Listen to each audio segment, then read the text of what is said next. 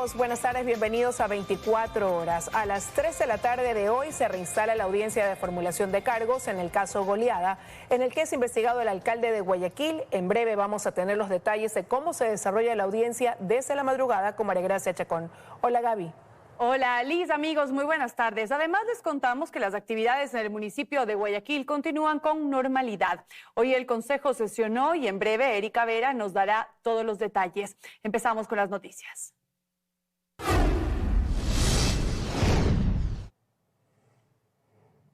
La Fiscalía pidió prisión preventiva para Aquiles Álvarez y 9 personas más en el caso Goleada, mientras que para las personas restantes, arresto domiciliario por ser de tercera edad. María Gracia Chacón nos tiene los detalles. Buenas tardes, así es, en estos momentos Fiscalía, así como los 11 involucrados en el caso Goleada, incluyendo el alcalde de Guayaquil, Aquiles Álvarez, y sus respectivas defensas, están a la expectativa de la decisión del juez del caso, Jairo García, luego de la audiencia de formulación de cargos por delincuencia organizada que duró más de 9 horas. Fiscalía ha hecho la solicitud de prisión preventiva para 10 personas y para la 11ª arresto domiciliario. En el siguiente reportaje le cuento más acerca de la jornada. Veamos. A medianoche, en la madrugada de este 11 de febrero, la defensa de los 11 procesados en el caso Goleada, incluyendo el alcalde de Guayaquil, Aquiles Álvarez, ingresaban al Complejo Judicial Norte para la audiencia de formulación de cargos. El juez Jairo García, a cargo de la diligencia, inició declarando la legalidad de la detención de los procesados y dio paso a la Fiscalía para que formule cargos con el agente Denis Villavicencio, quien lideró la investigación exponiendo los indicios recabados. Fiscalía los acusó por delincuencia organizada con fines de lavado de activos. Pasa en los mismos hechos del caso denominado AAA. O sea, son 150,000 páginas de chats, conversaciones coloquiales de quienes hacen parte de una empresa. Estos chats a los que se refiere Ramiro García, abogado de Aquiles Álvarez, habrían sido entregados a Fiscalía por un vinculado al caso AAA. ¿Cuánto es lo que habría recibido supuestamente su cliente? $10,000 en 2 años. No hay ninguna justificación, solo por unos chats de una persona que se encuentra procesada en AAA. Y eso es lo raro, porque no está claro. Es una delincuencia organizada en base a un informe policial que para un supuesto cometimiento de delito de lavado de activos, pero también de comercialización irregular de hidrocarburos. Es materialmente imposible que las comercializadoras vendan un solo galón por fuera. Todo lo que vende es despachado por Petroecuador. Cuando hablan de montos dicen no, es que se ha vendido, por ejemplo, 145,000 galones de combustible. ¿Y eso qué tiene de malo? La Fiscalía presentó 20 elementos de convicción y pidió el congelamiento de cuentas de los involucrados y prisión preventiva motivada por la necesidad de neutralizar riesgos procesales para 10 personas. Aquiles Álvarez, alcalde de Guayaquil. José Antonio Álvarez, hermano del alcalde y presidente del Barcelona Sporting Club. Javier Álvarez, hermano del alcalde y parte de la directiva del club de fútbol. David Álvarez, primo del alcalde y presidente de la Comisión de Fútbol de Barcelona. César Emilio Bravo, Fernando Peña Herrera, Pablo Pita, Carlos Azanza, Ricardo Brusone y Gastón Loy. Y para el 11º, también empresario, Pedro Hidalgo, Fiscalía pidió arresto domiciliario por tratarse de una persona de tercera edad. La prisión preventiva solamente cabe en casos de peligro de evasión. ¿Qué peligro de evasión puede haber estamos hablando del alcalde de Guayaquil? Así es, nosotros nos mantenemos al tanto, nosotros estamos a las afueras del Complejo Judicial Norte, en donde a las 3 de la tarde se reinstalará la audiencia para conocer si es que el juez del caso, Jairo García, acoge el pedido de Fiscalía sobre dictar prisión preventiva a estas 10 personas, entre las que se encuentra el alcalde de Guayaquil, Aquiles Álvarez, sus 2 hermanos y su primo, y también si es que acepta el pedido justamente de Fiscalía de dar arresto domiciliario a esta 11ª persona que es mayor de 65 años. Esa es la información que le tenemos a esta hora de la tarde. Regresamos con ustedes a estudios. Te agradecemos por esta actualización, María Gracia. Y mientras tanto, el Consejo Cantonal de Guayaquil ratificó la licencia del alcalde Aquiles Álvarez y se posesionó a la vicealcaldesa Tatiana Coronel como subrogante. Desde el municipio de Guayaquil, Erika Vera nos cuenta más. Adelante, Erika.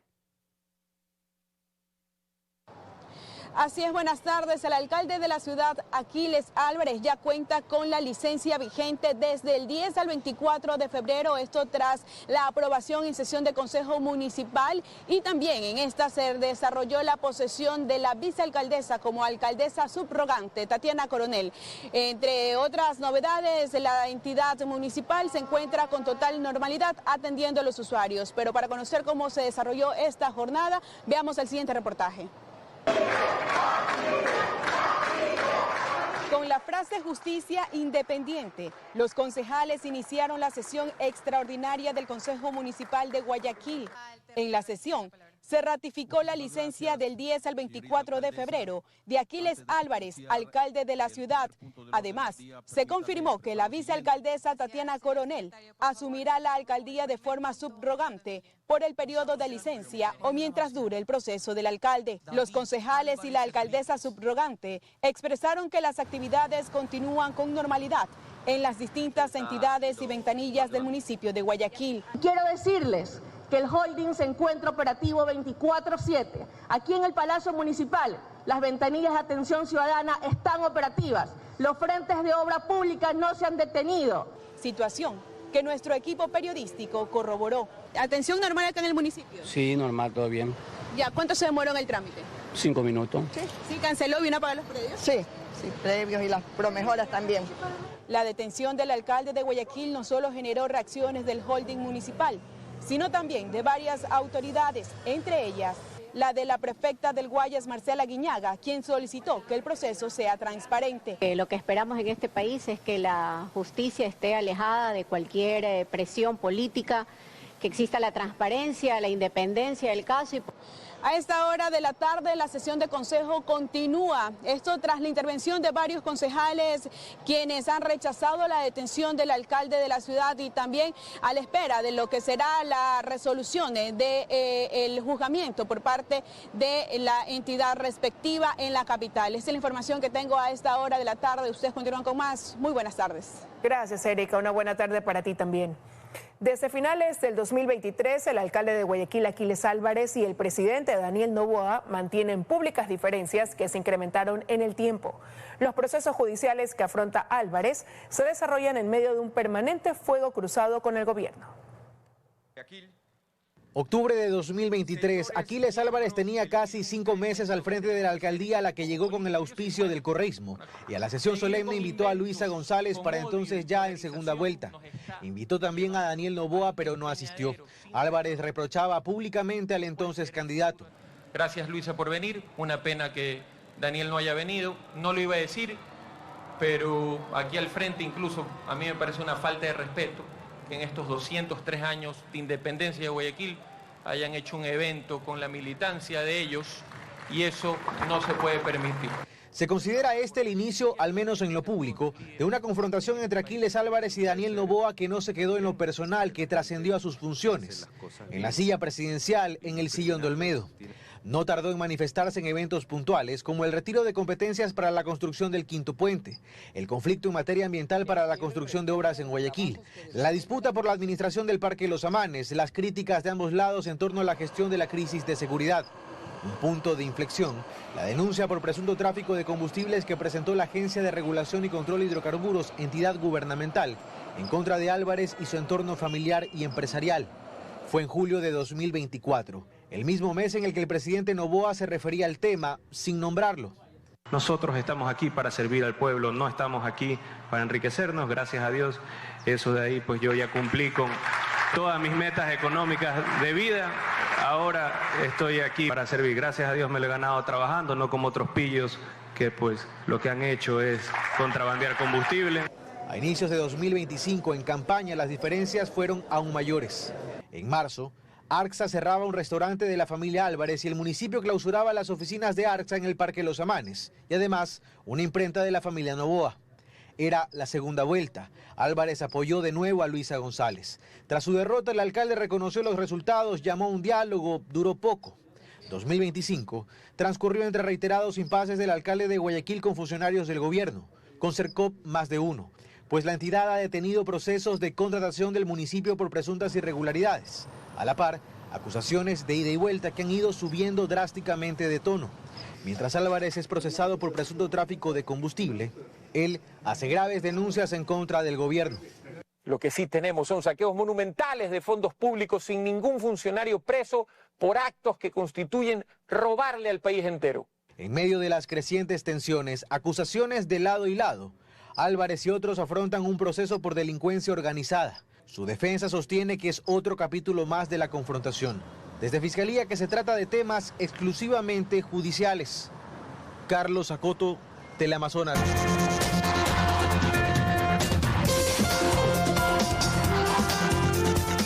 Gracias por seguir con nosotros, amigos. Los gobiernos parroquiales se quedarán fuera del contenido del proyecto de ley económico urgente que se tramita en la Asamblea como económico urgente. La Comisión de Desarrollo Económico tomó la decisión de que esta propuesta solo regule el gasto de los municipios y prefecturas. Los representantes de los gobiernos parroquiales entregaron sus aportes en la Comisión de Desarrollo Económico de la Asamblea para la construcción del informe para primer debate del proyecto de ley para el fortalecimiento de los gobiernos autónomos descentralizados, urgente en materia económica. La mesa legislativa decidió dejar fuera del proyecto a este nivel de gobierno, debido a que su presupuesto es pequeño y cumplir con la asignación del 70% para obra pública es complicado. Se ha tratado de dejar afuera a los gobiernos parroquiales, teniendo en cuenta, la idea base es el tema de presupuesto, ¿no? Es muchísimo más difícil controlar a un gobierno autónomo, a un gobierno parroquial, que a un municipal. La realidad y las necesidades en las parroquias del país son muy distintas. Por ello, según el director ejecutivo de Conagopare y el presidente de esa organización, el presupuesto debe ser priorizado para cubrir las primeras necesidades. Asegura que este proyecto de ley debe tener otro enfoque para las parroquias. Porque la estructura mínima de un gobierno parroquial se mantiene al año con $81,000 y el 76% de los gobiernos parroquiales reciben menos de $274,000 al año. Entonces era imposible cumplir con esta regla fiscal. Porque nosotros percibimos simplemente del pastel entero del 100% del modelo de equidad, el 6% para los 824 gobiernos parroquiales. En el informe para primer debate que será aprobado el jueves en la comisión, se plantea la posibilidad de incorporar una excepción para los municipios, es decir, establecer criterios en los que los gobiernos autónomos locales puedan modificar esos presupuestos. Porque pueden haber proyectos especiales dentro de los municipios o GATS que en este caso pues quieran justamente por un tema especial realizar un gasto de inversión en ciertos temas puntuales. Yo creo que eso hay que garantizarlo e incluir una excepción de cómo vino originalmente el proyecto. Este es un proyecto de ley que reformaría el Código Orgánico de Organización Territorial, Autonomía y Descentralización COTAD, que busca condicionar el presupuesto que reciben los gobiernos locales. Pues de aprobarse, los municipios de manera progresiva deberán usar el 70% en inversión, mantenimiento y obra pública. Si incumplen, los montos que les entrega el gobierno serán revisados.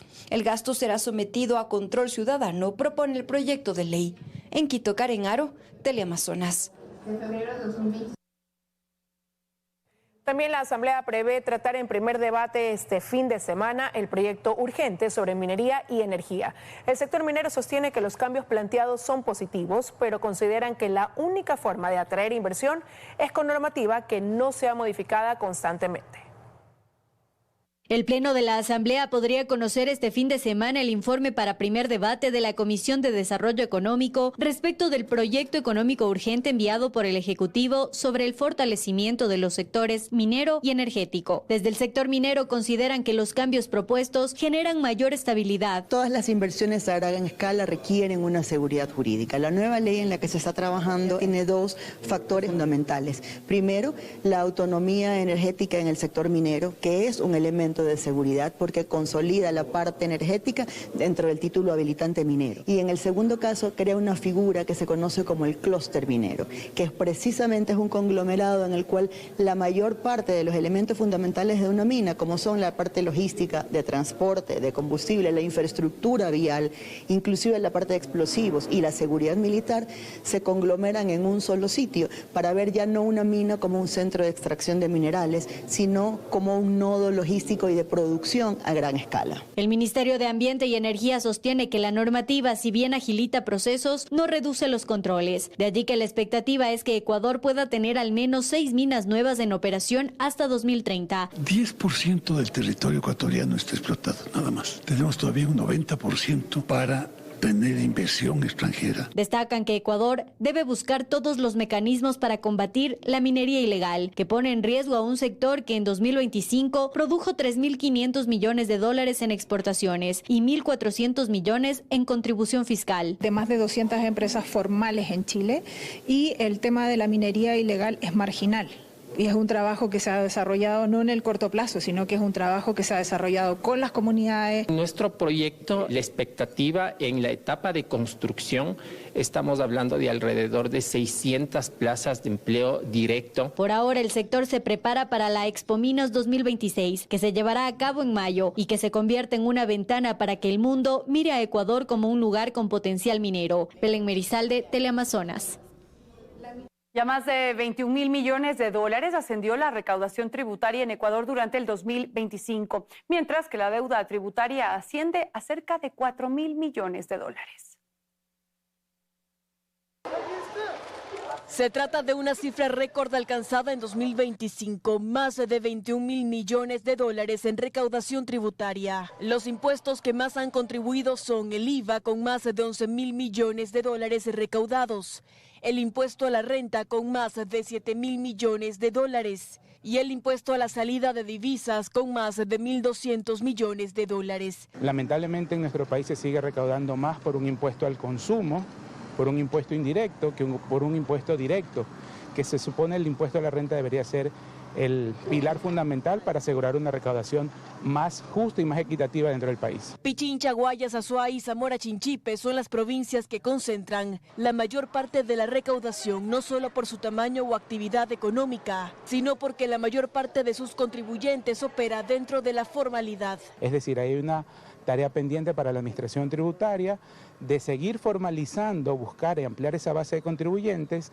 para tener una mayor recaudación sin necesidad de crear nuevos impuestos. Al cierre del 2025, las cifras del Servicio de Rentas Internas muestran un problema ya conocido: las deudas tributarias, que ya ascienden cerca de los 4.000 millones de dólares, cifra que se divide en deudas en firme y deudas impugnadas. Las deudas en firme suman más de 2.300 millones de dólares, mientras que las deudas impugnadas superan los 1.500 millones. Actualmente las deudas tributarias se acercan al déficit fiscal de Ecuador. Si bien tuvimos una recaudación interesante, nuestro gasto fue superior. ¿Y eso en qué se traduce? Que actualmente hayamos tenido más de 5.300 millones de déficit fiscal. Si bien podemos tener una muy buena recaudación, que de hecho lo fue, creo que hace falta medir cuál es el gasto que efectivamente se está realizando. Durante las últimas 2 décadas, el gasto público en Ecuador ha crecido de forma sostenida, sobre todo en remuneraciones del sector estatal. Bernarda Ceballos, Teleamazonas.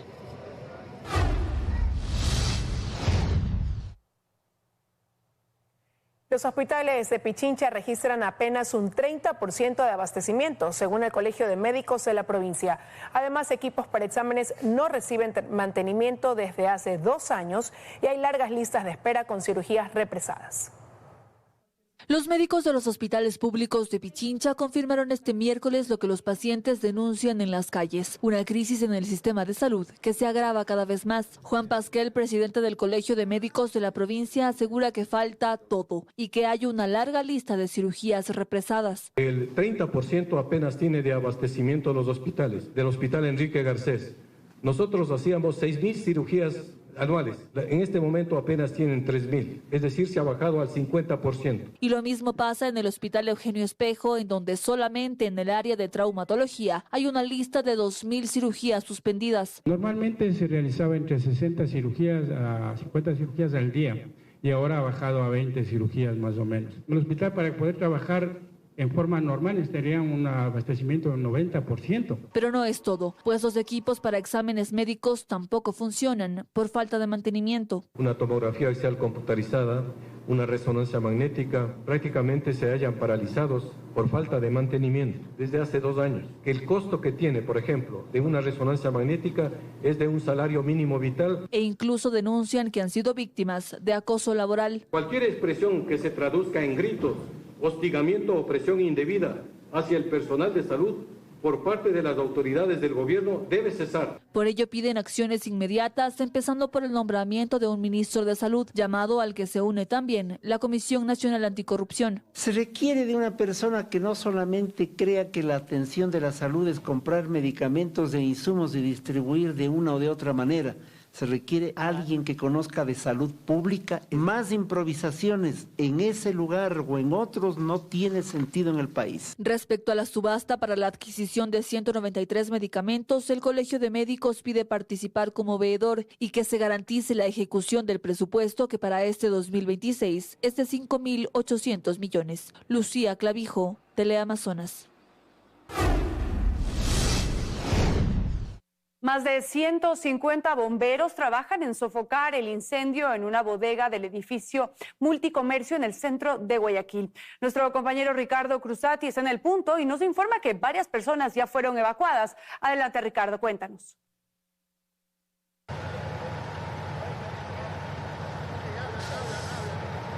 Sí, así es. ¿Qué tal, Gabriel? Amigos televidentes, muy buenas tardes. Todavía continúan las labores por el personal del Cuerpo de Bomberos para tratar de controlar por completo este incendio que arrancó pues también en horas de la madrugada, pero de manera efectiva desde las 7 de la mañana el personal del Cuerpo de Bomberos ha trabajado incansablemente. El humo negro que ustedes pueden observar en imágenes y también por nuestro dron de 24 horas que les estamos dando es porque se ha tenido que romper parte de la pared donde se almacenan estos productos que han sido consumidos por las llamas. Cabe recalcar que el trabajo del Cuerpo de los Bomberos es incansable. Por vía terrestre, por vía marítima, incluso han venido más de 23 unidades entre vehículos de rescate, escaleras, abastecedores de agua y ambulancia. También cabe mencionar que en los alrededores de este edificio que ha sido afectado por este incendio se han tenido que evacuar a las personas que laboran y viven también en los alrededores de este lugar. Pero nosotros les tenemos un reportaje ampliando más la información sobre el trabajo que ha desarrollado desde muy temprano también el personal del Cuerpo de Bomberos, que ha desplegado a más de 150 uniformados. Veamos. Pasadas las 7:30 de la mañana, una alarma de incendio categoría 3 se activó en el edificio Multicomercio, ubicado en las calles Eloy Alfaro y Cuenca en el centro de Guayaquil. Desde el lugar se podía observar una densa columna de humo que comenzaba a propagarse desde el área de parqueos y una de las bodegas, donde se almacenaba mercadería como ropa, calzado y otros artículos, pertenecientes a varios comerciantes de origen asiático. Ante la magnitud de la emergencia, el Cuerpo de Bomberos de Guayaquil desplegó de inmediato un amplio contingente conformado por más de 23 unidades, entre vehículos de rescate, abastecedores de agua y ambulancias, donde también llegaron más de 150 bomberos, quienes trabajaron intensamente para controlar el avance de las llamas y evitar que el fuego se propagara a otras áreas del edificio. Ya está controlado el fuego, lo que estamos es en todo el refrescamiento del área. Hay que hacer ventilación y refrescar para que ya podamos dejar el edificio terminado y se pueda hacer la limpieza respectiva. Ustedes ven pues una gran cantidad de humo, que eso es básicamente la altísima temperatura que hay adentro, que es lo que aún continuamos trabajando. Como medida preventiva, personal del ATM procedió al cierre de la avenida Eloy Alfaro desde la intersección con Cali Cuchima, lo que obligó a desviar el tránsito vehicular mientras se desarrollaban las labores de emergencia, donde también se encontraba personal de la Policía Nacional y militares. Hablamos de aquí a 4 cuadras hacia el sur. Nosotros los vehículos fueron desviados hacia el oeste. Solamente se permitía el paso de la metrovía, nada más. 30. Entre motoretas, patrulleros, oficiales que estamos armando, que estamos aquí presentes. Hasta el momento se desconocen las causas que originaron este incendio, el cual dejó importantes pérdidas materiales en diferentes tipos de mercaderías, registrando Guayaquil en menos de una semana su segundo incendio de alarma 3, una situación que ha requerido la movilización de gran parte del contingente de bomberos de la ciudad para lograr su control. Ricardo Cruzati, Teleamazonas.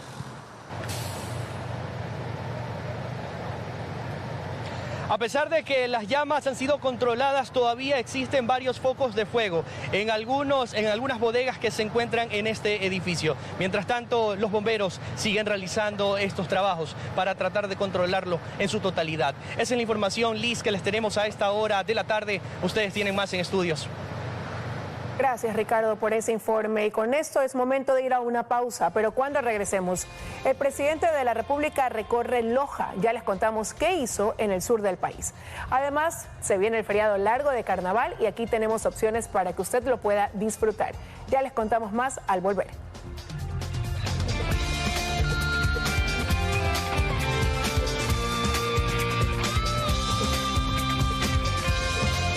Sábado, el impactante encuentro cercano que cambió las reglas de la ufología para siempre. Un viaje por el lado más sombrío de la historia de Salem, su museo dedicado al demonio y a la Ouija. Y la caída de Ryan Wedding, el atleta olímpico que cambió sus medallas por el oscuro mundo del narcotráfico. No se lo pierda. América Vive. Sábado, 10:30 de la noche. Teleamazonas. Decide ser más. Con el respaldo de más de 90 centros y más de 50 años de trayectoria. Líderes en educación en línea y tecnología de vanguardia, con movilidad estudiantil y más de 40,000 alumnos. Únete a la UTPL. Decide ser más. En Mi Comisariato puedes ahorrar todos los días, porque tenemos el menor precio siempre. ¡Compruébalo! Detergente Dersa, precio comercio 15,94. Precio Mi Comisariato 9,29. Jabón Top Combi, precio comercio 3,60. Precio Mi Comisariato 2,69. Bebida hidratante Suerox, precio comercio 2,90. Precio Mi Comisariato 1,99. Mi Comisariato, siempre de todo a menor precio, siempre. Además, el amor bajo la lupa de la ciencia. Datos sorprendentes sobre la química, el enamoramiento y la monogamia. Día a día, domingo 9 de la noche.